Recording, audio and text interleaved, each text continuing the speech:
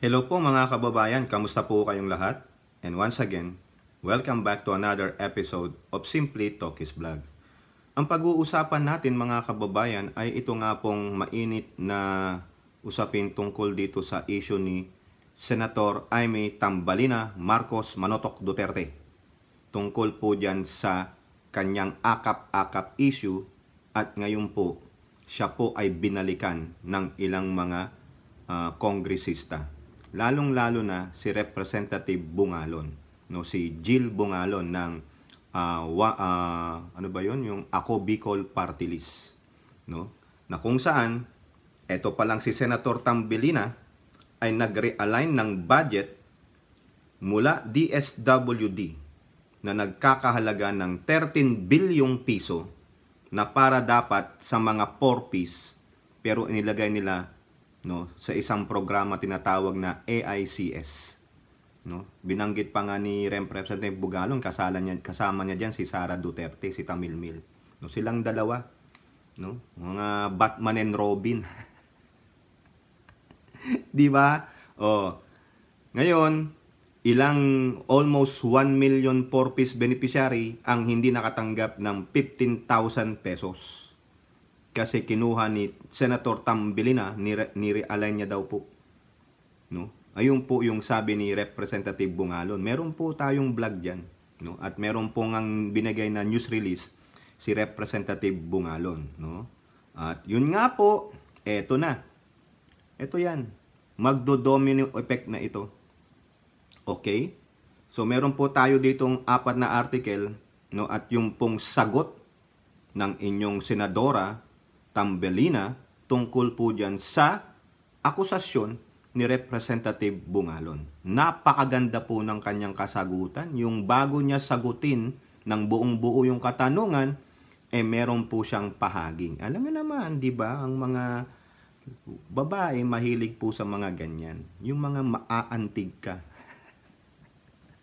Mahusay po sila sa mga parinigan. That's the nature of the beast.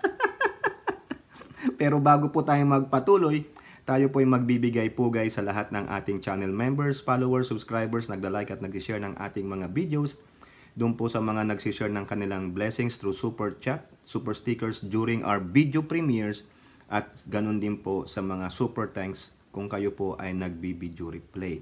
At ganun din po, labis po tayong nagpapasalamat doon po sa mga bumili ng ating mercs, no, diyan po, no. Yung link po ng ating mercs nandiyan po sa description, no. Yun po yung logo ng Bagong Pilipinas, no. Kasi pro-admin naman tayo, no. So we help our government na mai-promote ang Bagong Pilipinas, no. Bagong Pilipinas, bagong Pilipino, no. Tama na yung korupsyon, tama na ang watak-watak, tama na ang paninira. Sabi nga ni Ninang Lisa, sa Bagong Pilipinas, bawal lang mapanira. O, di ba? Sapul na sapul. Bawal lang tamilmil. Bawal lang nagsasabing sa kapal ng mukha mo walang gamot. O, baliktad. Walang gamot sa kapal ng mukha mo. O, pero nagbubumirang po yan kay Senatora Aimee Tambalina Marcos Manotok Duterte. At dun sa kanyang ano yun, yung si Robin. Kasi Batman and Robin sila eh. Si Tamilmil. No comment. Di po ba? Okay, so punta po tayo dito sa Politico News. Ito po sabi, isang mambabatas na naman ito. Yari dito si Aimee. Kala mo kasi, Aimee, no? Makakaano ka eh.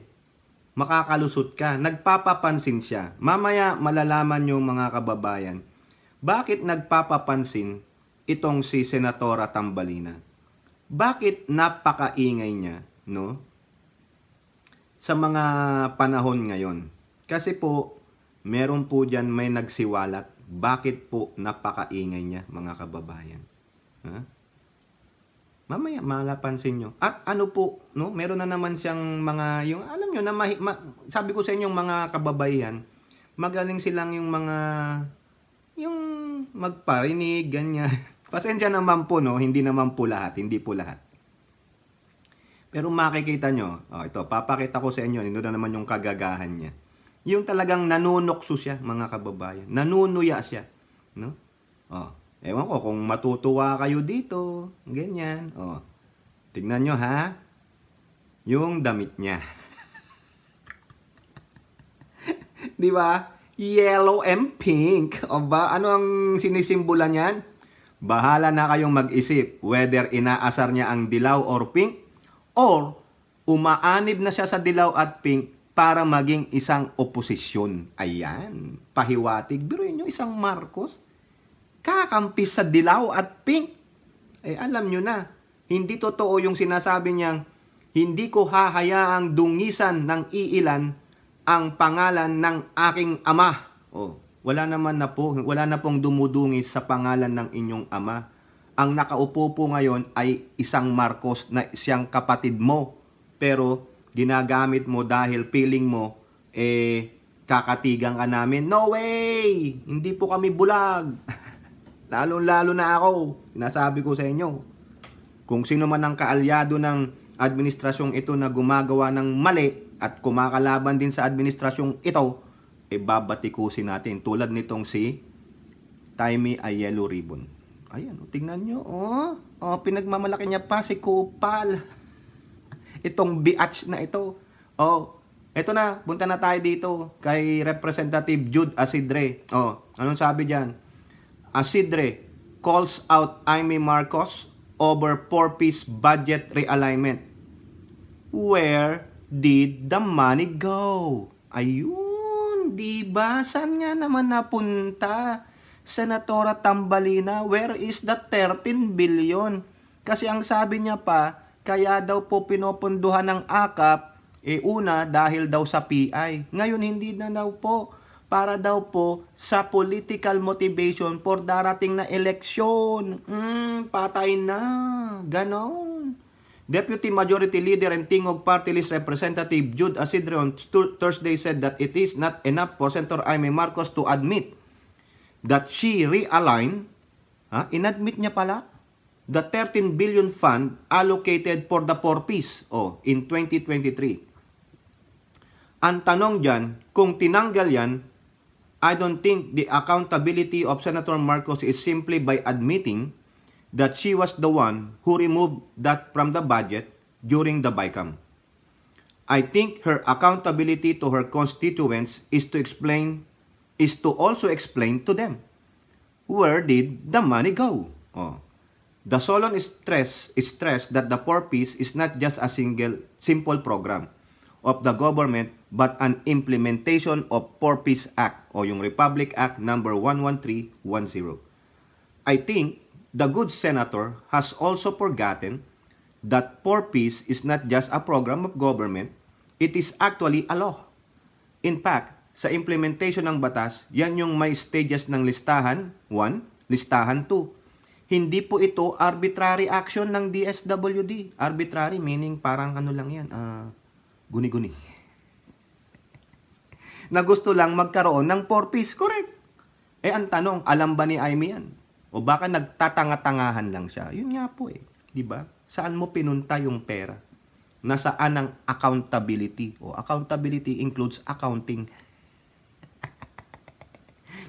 Ito po ay pinagkaloob sa mamamayan sa isang batas na kami po bilang mga mambabatas ay sana naisip namin na kailangan naming ipatupad. Lalong-lalo na kung ang isang batas ay may layunin na pagandahin o magkaroon man ng konting ginhawang ating mga kababayan. Correct. Di ba? Ito po yung sabi ni Senatora Tambalina. In a recent statement, Marcos admitted recommending some 8 billion in 4-piece funding be realigned to other DSWD program such as the supplemental supplemental feeding, Kalahi CIDSS, Quick Response for Disasters, and AICS during the deliberation of the 23 national budget in 2022. The 5 billion AICS reduction, on the other hand, occurred after I have recommended the amount in the Senate version, but the bicameral removal it for lack of fiscal space post-COVID. Those two amounts, 8 billion plus 5 billion, are perhaps what some befuddled members are referring to. Ayan. no? Ngayon po, may ipaparinig lang ako sa inyo. Ito, audio lang po ha, kasi mahirap na makopyright tayo ng News 5 eh. Yun lang pong simula nung tinatanong siya ni Ted Filon tungkol po dun sa news release ni Representative Jill Bungalon ng Ako Bicol Party List. Ito po mga kababayan, ano? And thank you, Senator Ate Amy. Ma'am, ano inyong reaction dito po sa statement ni Congressman Raul Angelo Bungalon na kayo daw po ang responsable kung bakit ho delayed ang pagtanggap ng mga 4-piece beneficiaries dahil po doon sa realignment na ginawa umano ninyo sa pondo po ng Pantawid Pamilyang Pilipino Program.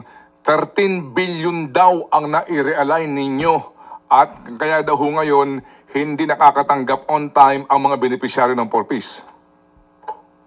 Yeah, sino nga ba yun? Anong pangalan niya? Who you? Hindi, biro lang. Pero, ang totoo, baka nagkakamali siya kasi bago pa siya, hindi pa siya sanay. Alam naman ninyo, di ba, Ted, kapag hindi So yan po, no, mga kababayan. Ang tindi nung sagot niya, no, unang-una. Sabi ko na sa inyo, yung mga ganyang pasaring, magagaling dyan mga kababaihan. Who you? Tapos sasabihin niya, joke lang. Di ba? Who you? Tapos joke, we. Di ba? Biglang biglang depensa kagad, joke lang, who you? Ibig sabihin wala kang seriousness, o di ba? O, tapos sabi niya, bagito lang daw. Bagito lang pala si Representative Jill Bungalon ng Ako Bicol Party List. Bago ka lang daw pala sa politika, Kong Minamaliit yung kakayahan mo. Di po ba? Kumbaga, ako, veterana na dito. Veterana na ako sa kagagahan at katangahan. Alam na alam ko na ang in and outs ng mga kabalbalan dito. Ikaw, Representative Bungalon, bago ka lang, kaya wag kang magmamalaki sa akin. Kaya nga sinabi niya, who you? O, di ba? Wala ka nga, hindi ka nga kilala Gusto mo lang akong gamitin para makilala ka Ganon ang dating ng sinasabi ni Tambalina. Who you? Ha? Who you? Di ba? Kaya yung sabi niya who you? Bagito. Wala ka pang alam. Kumbaga, ano ka pa, may tsupon ka pa. Yun. No? Ganon po yan. Biruin mo yon, Senador, who you? Hindi man lang nirespeto yung kapwa niya lawmaker. Even though bago o matanda, walang pakialam. You are of the same. You are a lawmakers. Bastos. Diba? Yan ba? Ha?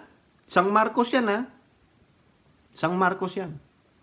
Ako, Marcos supporter ako. Sinusuportahan ko tong admin na ito. Pero ito, iboboto nyo? Ibabalik nyo sa Senado? Na hindi niya nga matulungan ang kapatid niya sa mga programa, lalong-lalo na sa LEDAC? Bakit hindi niya sabihan ng Senado, tapusin muna natin itong LEDAC bago ang lahat ng inyong pinaggagawang hearing? Diba?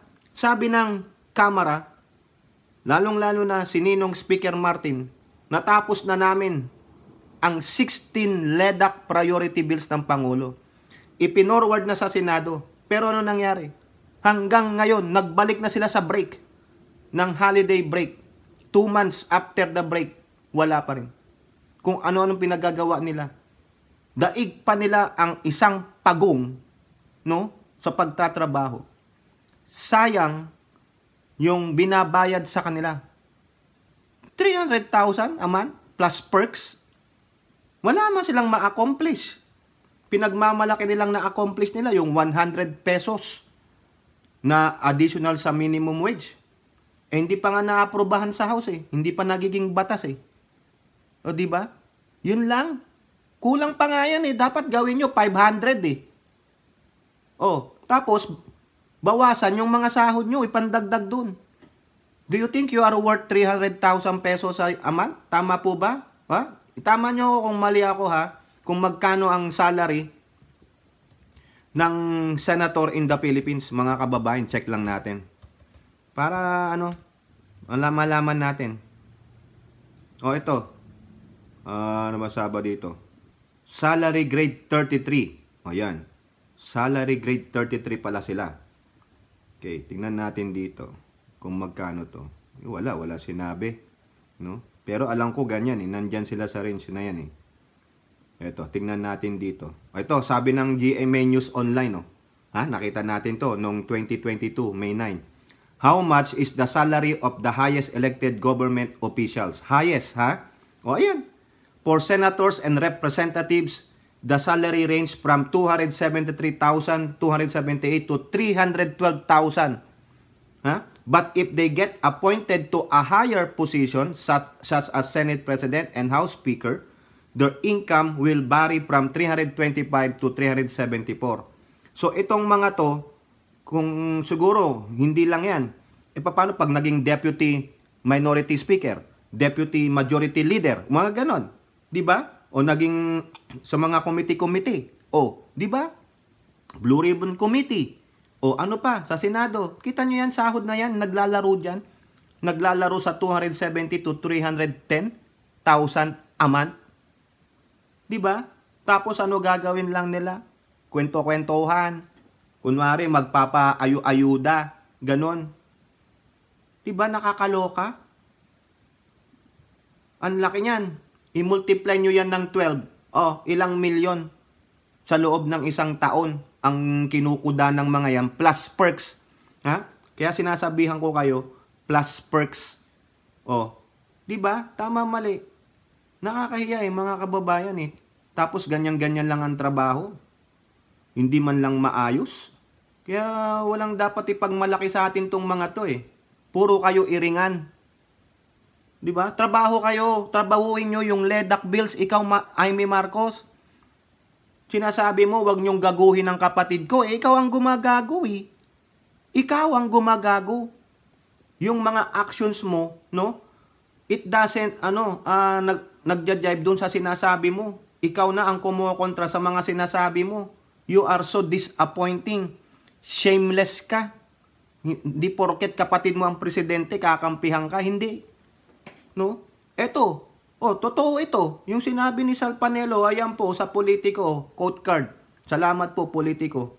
Ano sabi ni Sal Panelo kay Amy Marcos? Puro drama lang naman yan. Naman yun, sabi niya. Yun, lahat ng pinagagawa ni Amy. No? Puro drama. Re-electionista yan. Kaya lahat ng issue, papasok yan. Correct. Hindi lang si Amy Marcos, lahat ng re-electionist ng mga senador o congressman. Lahat sila. Lahat ng issue papasukan nila. Yun nga lang si Amy ang maingay na maingay. Tingnan nyo si Bongo. Diba? Epal din. Lahat pinapasok niya. Diba? Tingnan nyo ang SMNI. Ang bida doon si Bongo. Hindi nyo napapansin? Kasi ang napapansin lang natin si Tambaline pero tingnan nyo si Bongo. Kung ano-ano rin ang ginagawa niya, nagpapapansin rin. Di ba? Gumagalaw ng yan, yung tahimik at patalikod. Pero mamaya-maya yan, re-election, balik sa Senado. Di ba? Marami dyan, marami sila. Kaya mag-ingat kayo. Tignan nyo kung sino talaga ang kakampi ng gobyerno. Kasi pag dumami ang mga kaaway ng administrasyong ito, wala. Baka sila pang magbato ng impeachment sa Pangulo. Di po ba? Tama, mali. Ngayon, balik tayo dito. Sa House, another article sa Politico. Anong sabi ni Suarez? House should look into impact of Amy Marcos 4P fund realignment. Si Suarez na yan Kanina si Asidre. Ito ngayon si Suarez. Sabi niya, House Deputy Speaker and Quezon Representative David Suarez urged the House of Representatives to determine the effects of the move of Senator Amy Marcos to realign funds from the 4P program. Suarez made a statement after Marcos admitted recommending the alignment of part of the last year. Yan. Now, of course, with this revelation that we find out a few days ago, I think it is incumbent upon the House to find out kung ano naging epekto nito sa programa. Number 1. And number 2, kung ilang milyong Pilipino at household ang naapektuhan sa realignment ng pondo sa programang ito. Unang-una, I think the question is, dahil inamin ng ating mahal na senador na nagbawas yan ng pondo para sa 4-piece, I think ang tanong, ilang milyong Pilipino ang naapektuhan dahil doon sa pondong nawala? At ang mas malaking tanong, ilang milyong Pilipino at ilang household ang naapektuhan dahil nailipat yung pondo? At mukhang hindi lang yata noong 2023 nangyari ito. O ayan, ubos. Di po ba? Huwag nating kakalimutan. 4-piece is a law. It is not just a regular program. It's not just a project that comes and goes. It's a law. O kaya nga sabi di ba kanina ni Asidre, it's not arbitrary. Di ba? It has specific beneficiaries. It has specific objectives and therefore the funding has to be secured to support the intent of the program. O ayan. Actually, mukhang ito na late na si Suarez kasi sabi ni Bungalon, kasi committee yan ni Bungalon yung 4-piece no? Almost 865,000 families. 4.3 million Filipinos ang nawalan ng benepisyo dahil nga na-realign yung 13 billion pesos ni Aimee sa mga ilang programa na inaayunan niya para mabango ang pangalan ni Tambalina. O, di po ba? Tama, mali. O, sige, banat pa, Aimee. Di ba? O ngayon, sumagot dyan si Aimee. Di ba yung pinarinig ko sa inyo kanina? Who you? Sabi niya. Bagito lang kasi siya. Who you? Joke lang. Kasi bagito lang siya. O ito po ang sagot niya. Another politiko. Kita niyo yung ano niya Nakita niyo talaga si Aimee Tie me a yellow ribbon. Di ba? Yan na siya. Mukhang tulad ng sabi ko, dalawa lang yun. Nang aasar lang siya sa mga dilawang pengs or umaanib na siya sa oposisyon ng dilawang pengs. O kayo na lang po ang mag-discern dyan, magbigay ng inyong opinion. O, another one sa politiko. Malisyoso! Uy, malisyoso pala kayo. Kayo talaga. Aimee denies slashing 13 billion from 4-piece budget. O, dinideny niya na po. Senator Aimee Marcos has dismissed as malicious the claim of Ako Bicol Representative Raul Angelo Bungalon that she led the 13 billion budget cut in Pantawid o the 4-piece. The president's sister refuted the congressman's claim that 4.3 million indigents were deprived of 4-piece assistance because she led the cut as sponsor of the DSWD budget. She explained that part of the 13 billion cut, only 8 billion was realigned to the assistance to the individuals in crisis situation, but this was because of the low utilization of the 4-piece budget that time. Ay, kaya pala, hindi pala nagagamit maigi kasi low utilization No? Kumbaga, konti na lang ba ang nasa 4-piece? O, yun. Kaya siguro sinabi niya, kunin ko na muna. Oh, ganun pala yun. For what reason? Bakit mo siya ililipat sa AICS? O, in need ba? Immediate need ba yung AICS and your other program na nasa DSWD? O baka naman talaga kaya low utilization, it was not fully maximize the distribution of the yung tulong, 'di ba?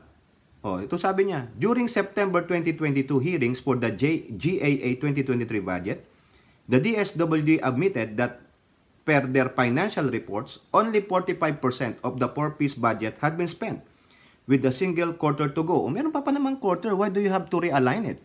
You have to wait for the fiscal year to be finished. Di po ba? We can nag-decide.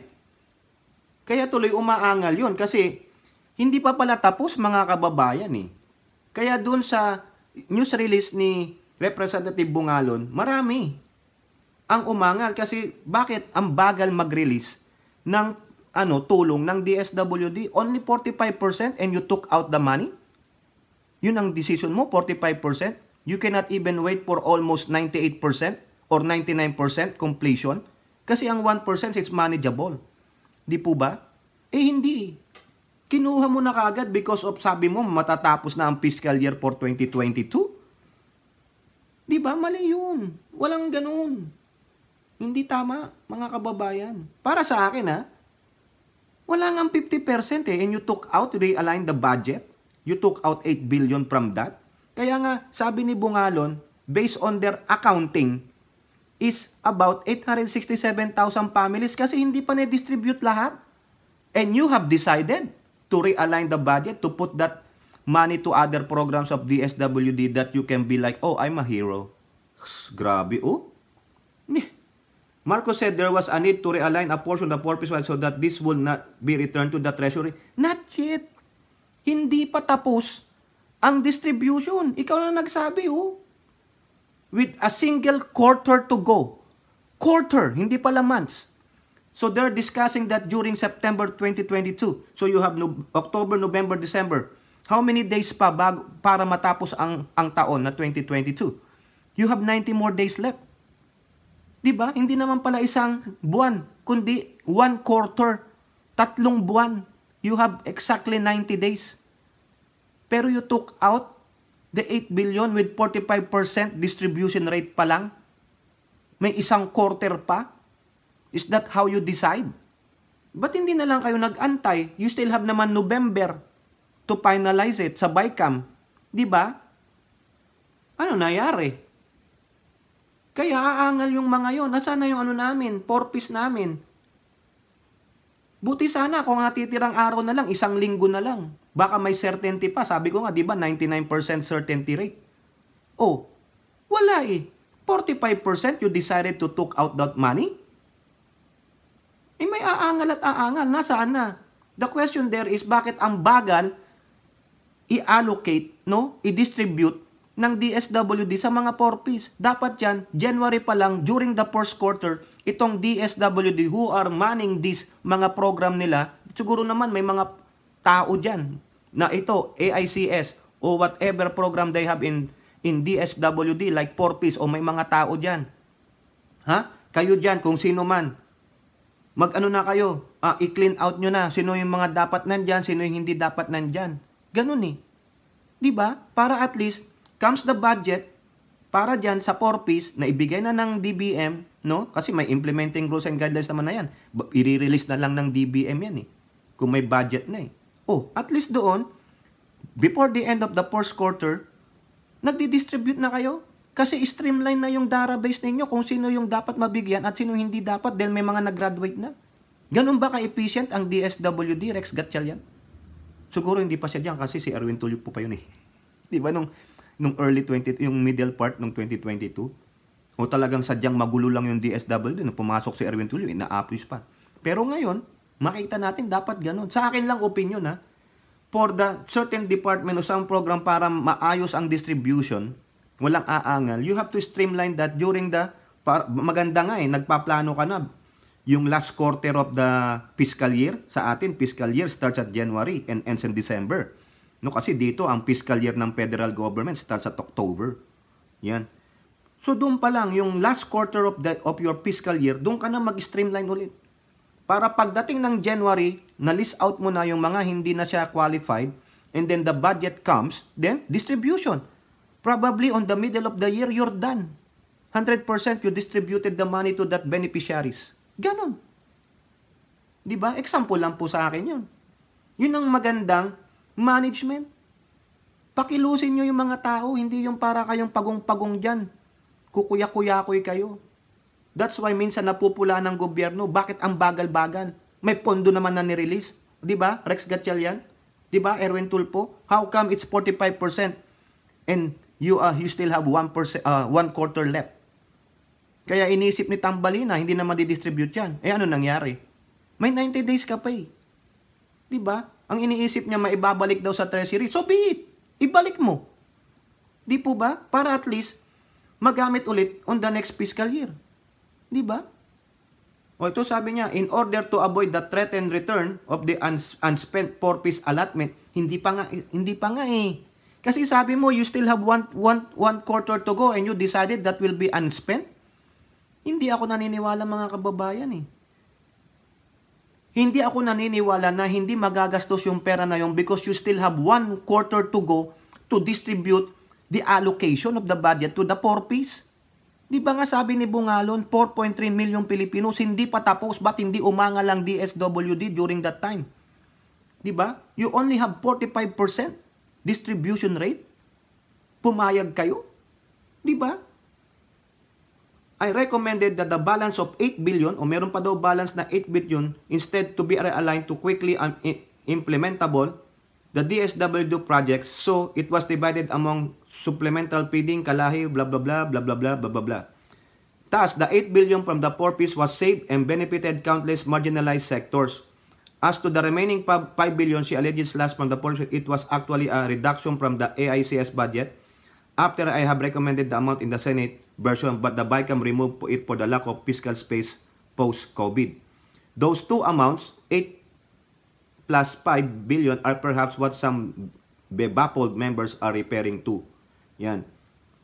Ang tanong ko nga, Senadora, bakit mo kaagad ni-realign yung budget na yon galing ng 4 piece? Hindi ka pa naman tapos ng quarter. Nagmamadali kayo Di po ba? So there's something sinister about it. Yun ang nakikita ko, mga kababayan. Kaya magre-reklamo Hindi pa naman tapos pala. Sinabi bang tapos na? 45%? Are you sure you did not even reach 50% of distribution of the aid? Tapos na yun? Yun na yun? So there's something wrong about it. Ang tapos na is that 100%. Lahat nabigyan na. Hindi. Where is the remaining 55%? Of the beneficiaries? Ano nangyari? And then you suddenly realign that money for that some areas ng mga programa ng DSWD para hindi lang maibalik sa treasury? So ibig sabihin, gastusin lahat? Ganun ba? Grabe Kayo mga kababayan, anong inyong opinion dun? O anong reaction ninyo? Sa akin, mali You still have 1 quarter to go. Maximize it. So people will not complain about it. And what is the reason why the DSWD is only completing 45% of the distribution of the 4-piece aid to the 4-piece beneficiaries is September na? What you guys are doing? Di po ba? Ano? Meron ba kayong sinister plot to pocket that money? Nagtatanong lang Tanongin nyo si Bungalon, siya naglabas ng news release na yan. 4.3 million Filipinos hindi nakatanggap ng kanilang 15,000 ayuda sa 4-piece. And it is a law. And dito na find out natin, sinabi dito sa balita ng politiko na sinabi ni Amy na that the 45%, only 45%. Why 45% and you took out that remaining money, i-allocate sa ibang programa? Hindi Hindi ka nga naka-reach ng 50%. Why do you have to do that so quickly? You still have a month, 3 months to go. Inalis mo paano na yung iba? O di ba? Kaya tama lang na imbestigahan kayo. Imbestigahan nyo si Tambalina. Kayo mga kababayan, ang masasabi nyo. Ito na po yung last article din natin sa Politico. Salamat po sa Politico. Marami na pong mga mambabatas din ang naaasar na dito sa budget realignment na to. May mga suggestion po sila. Hindi pwedeng marites lang. Dimaporo says minutes of BICAM to shed light on budget realignment. Mukhang magandang suhestyon naman ito. Yung minutes nung pinag-usapan ninyo doon sa BICAM. Dapat ilabas yan. Kung sino talaga, di ba? Lanao del Norte Representative Mohamed Khalid Dimaporo said the minutes of the bicameral conference committee meetings will provide answers on who were behind the realignments in the national budget. If you really want to know the answer to that, bring out the minutes of the BICAM, malalaman natin. Now, if you want to point fingers on where certain realignments came from, get the minutes of the BICAM. Senator Amy Marcos claimed earlier that, inamin na nga naman ni Tambalina, yan. I really would like to appeal to both houses, the House of Representatives and the Senate, as much as possible we keep things professional that, the Filipino people are deserving more of the usual marites. Tama nga naman. Be transparent, di ba? Manila Representative Ernesto Dionisio Jr. lamented that there had been statements and video recordings on social media that he found to be very unprofessional. Ganyan naman talaga. Patutsadahan, mali-maling mga pagbibigay ng opinion, reaction, may kampi dito, kampi doon. Yung iba dyan talaga, tumatanggap sa mga politiko. Siyempre, pababanguhin nila yung pangalan ng kanilang mga politiko. Yun po yan. Sa akin lang personally, when I watch the news, when I see sa mga social media, sa YouTube minsan, nakakalungkot, may mga statements na binibitawan that's very unprofessional. Sa aking humble opinion, we have to keep things professional. Okay, tama naman, may punto naman. Ayan, tanong, yung bang ibang lawmakers, they are being professionals? Diba? Tama, mali. We should really speak and give our opinions cordially. Maging magalang tayo sa isa't isa and let's work together. Again, the President and our Speaker really want to get things done, so not until such time that both houses unite at mag-usap na hindi nag-aaway. I think mahirap kasing magtrabaho ng ganyan. Correct. Sinabi na rin po yan nila Mig Nograles, yung isa pa sa Ako Bicol Party List, kasama rin yun eh. O Bicol Party List ba yun? O One Rider Party List. No? Saka si Congressman Adyong. No? Kasi itong Senate, takot na takot. Feeling nila agrabyado sila. No? Kaya kung ano-anong pinagsasabi nila. Lalong-lalo na yung si Villanueva. No? Napakahambog pala nung gago na yun. Ito naman po ang sabi ni Representative Paulo Ortega ng La Union. Uy, bayan to ni Mrs., no? Okay. Bakit ngayon lang to lumabas? Dumaan naman po lahat to sa mga rigorous na budget process ng House and the Senate. So I guess kung may administrative concerns or budgetary concerns, dapat na trash out na po yan sa mga hearings natin. I mean, it should have gone with the process, pero anything naman po na madali naman pong magsabi ng ganito, madaling sabi ng ganyan. So if it's in the proper forum, then I guess we should talk about it para maayos yung mga different problems and concerns na ganyan. Correct, no? Buti pa tong mga ibang mambabatas, napiped up na sila eh. Kumbaga nga, di ba, kung yung house divided, wala kayong magagawa dyan. Wala kayong matatapos na trabaho. Kasi divided kayo, mag-iiringan kayo, gagawa ka ng batas, kailangang ayunan ito. Hindi aayon ito. Gagawa ito ng batas, hindi rin aayunan ito because you are so divided. Inuuna nyo yung mga personal feelings ninyo, inuuna nyo ang politika nyo, inuuna nyo yung sarili ninyo. Na andyan kayo bilang mga mambabatas, ibinoto kayo ng tao whether you were voted by millions or 1,000, pero nandyan po kayo sa Kongreso. The number one mandate you have, siyempre, galangin natin ang Constitution. The second one is to create laws that will benefit the entire country and the Filipino people. Di po ba? Tama, mali. Kung meron man kayong hindi pagkakaunawaan, do it professionally, cordially, and be respectful. Di ba? Sino bang una ng bastos? Di ba ang Senado? Nag-privilege speech pa yung Villanueva kung ano-anong pinagsasabi niya.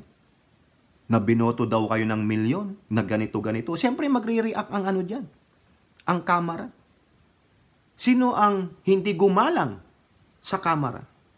Di ba? Yung pa na majority leader, si Villanueva, feeling high and almighty. Are you that freaking stupid? Di ba? Kaya nga po sinasuggest ko sa aking opinion, sit down on the table with the opposite side. Diyan kayo, mag-usap kayo. Privately. Patch things up. Talk about it.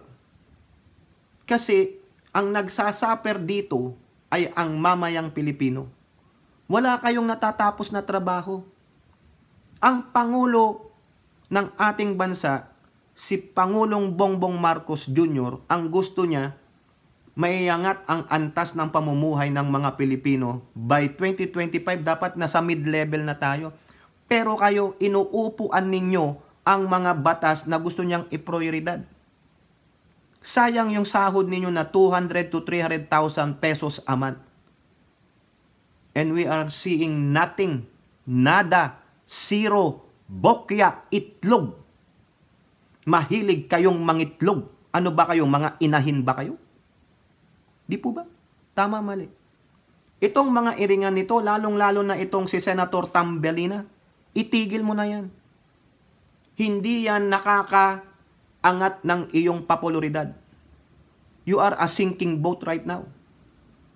Di po ba? Marami nang naasar sa'yo. Lalong-lalo na ang mga Marcos supporter, lalong-lalo na ako.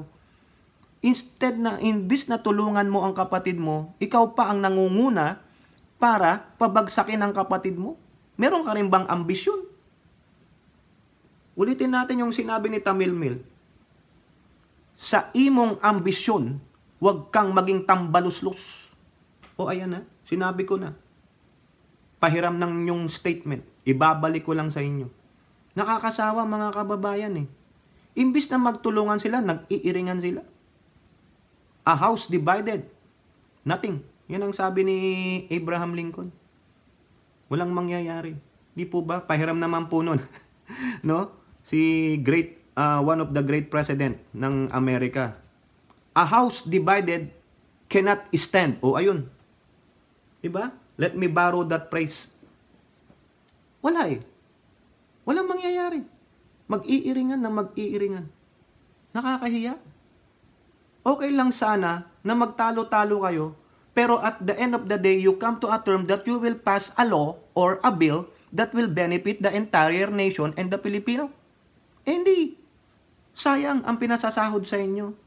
Alalahanin nyo, mas marami pang mahihirap na Pilipino kaysa sa inyo. Kayo ang lalaki ng sahod ninyo. May mga trabahador kayo. Nakaupo kayo sa mga opisina nyong di-aircon. May mga perks kayo. Ginagalang kayo ng mayoryang Pilipino. Pero kayo walang galang sa mayoryang Pilipino. Dahil nakaupo na kayo dyan. Magaling lang kayong magpakumbaba pagdating ng mga campaign. Diba BS na BS yan? Mga trapo. Mga epal. Kilala nyo lang ang mga maralitang Pilipino pagdating ng eleksyon. And after that, wala na. Come what may. Bahala kayo sa buhay ninyo. Ganun po ba? Asikasuhin ninyo yung LEDAC bills ng Pangulo. Nandyan na yan sa Senado. Sabi na ni Ninong Martin. 4 na nga lang po yung tinatapos nila. Baka na sideline din sila dahil sa mga issue nitong mga senador na ito na napakakupad. Kupad magtrabaho. Puro hearings. Kaya ikaw, Senador Hontiveros, tapusin mo na yung hearing mo kay Quiboloy. I-forward mo na yan sa korte. No? Para lalong umikot ang tumbong ni Quiboloy. Enough is enough. Diba? Nakakasawa eh. Ang Pangulo nagtatrabaho para paunlarin ang ating bansa ng estado ng ating mga kalagayan ng ating mga kababayang Pilipino. Puro kayo reklamo, economically, ang taas ng presyo. Aba, hindi lang sa bansa natin mataas ang presyo. Dito rin po sa bansang Amerika. Yung ang McDonald's, triple na ang bayad eh. Oh, yung small french fries, $4.29. Oh, ano, small lang yon. Ilang piraso lang yon, bilangin ko pa. Mga 20 pirasong maliliit na price. Kulang pa yun sa akin. Wala pang drinks yun. Oh, yun ngang $20 dati na lami ka na sa burger, sa french fries, meron ka pang yung hash brown, ngayon wala na pong ganoon. Abono ka pa kasi magbayad ka pa ng tax. Yun ngang $5 dati, sabi nila. Okay na yun, sapat na yun. Meron ka ng large drink kasi $1 lang ang large drink. Ngayon hindi na po. Oh, di ba? Noon meron pang $1 burrito sa Jack in the Box. Ngayon wala na po. Yung dati, 2 tacos sa Jack in the Box, 99 cents. Ngayon ano? $1.29. Nagtaasan po lahat, kaya wag kayong magrereklamo na kayo lang. No, yung sinasabing yung bigas ang mahal-mahal ng bilhin, ang mahal ng production eh. 'Di ba? Yung karatig bansa nating mga number 1 exporter ng bigas, Vietnam, Thailand, nagtataas ng presyo. They have to accommodate to the rising costs of their production. Tapos kayo reklamador, feeling nyo entitled na tayong lahat. Dito nga hindi nagrereklamo sa taas ng bilihin eh. Dahil alam nila, we have to be understanding ng siopaw. No? Tapos may mga mambapatas tayo, sila lang nag-iiringan. Dahil alam nila, sasahod sila ng 200 to 300,000 pesos a month. Hindi yun mawawala sa kanila. Whether mag-absent sila o hindi, sasahod sila ng 200 to 300,000 pesos a month. And they will only work 3 days a week. Yan. Tanungin nyo si Ninong. At sinabi niya. Tatrabaho lang sila Monday to Wednesday. And the remaining 2 days, sa mga constituent nila, kung pupunta pa sila sa constituent nila, sa mga bayan-bayan nila. Oh. And then comes Saturday and Sunday, weekend. Off na ako. Di ba? Kita nyo yun? It's so simple. Sa Senado, sinong constituent nila? Eh kung wala silang pupunta, hindi wala. Nood na lang ako sa Mega Mall, dun sa 5th floor. Ang ganda dun. Tama, mali. Tayong mga mamayang Pilipino ang nadideprive ng mga ito. Di ba? Ang gagara ng buhay ninyo.